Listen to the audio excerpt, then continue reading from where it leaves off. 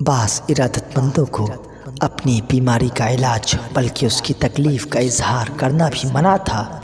چنانچہ ایک مرتبہ سرکار عالم پناہ حاجی محمد اسماعیل صاحب فارسی رئیس بلہچی ضلع پٹنہ کے مکان پر قیام پذیر تھے کہ ایک شخص جو فقیرانہ لباس میں، جو بظاہر ہندو اور تعلیم یافتہ معلوم ہوتے تھے، حاضر خدمت ہوئے، جن کو پہلے نہیں دیکھا تھا، لیکن ان کا انداز ظاہری اور طرز ادب کہتا تھا کہ یہ بارگاہ وارسی کے حلقہ بگوش ہیں۔ حضور قبلہ عالم نے بکمال عنایت فرمایا کہ کنور جی کہاں سے آئے ہو؟ انہوں نے دست بستہ عرض کیا، انداتا امرتسر سے آ رہا ہوں۔ آپ نے شیخ محمد اسماعیل صاحب سے فرمایا، ان کو ٹھہراؤ اور کھانے کا انتظام کرو۔ شب کو معلوم ہوا کہ کنور جی بیمار ہو گئے ہیں۔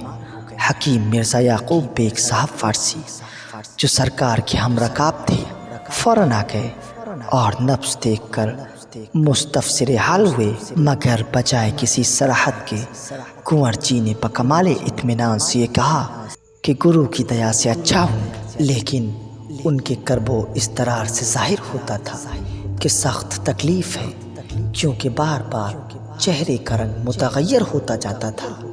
حکیم صاحب موصوف نے ریاحی درد سمجھ کر جب ملین کھلانا چاہی، انہوں نے اس کے کھانے سے بھی قطع انکار کیا اور کہا، حکیم صاحب مجھ کو میرے حال پر چھوڑ دیجیے، اس لیے کہ مجھے کسی تکلیف کی شکایت نہیں ہے، البتہ گرو کی عنایت درکار ہے۔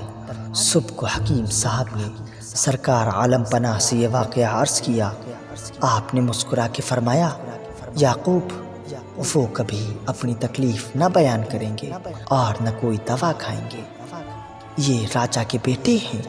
جب ہم پنجاب گئے تھے اس وقت سے گھر بار چھوڑ کر فقیر ہو گئے اور بغیر کسی ضرورت کے یہ بستی میں نہیں جاتے، اور رنج و راحت کو یکساں اور درد و دوا کو ایک سمجھتے ہیں، اور ہر حال میں منشاء الہی کے آگے سر بخم رہتے ہیں۔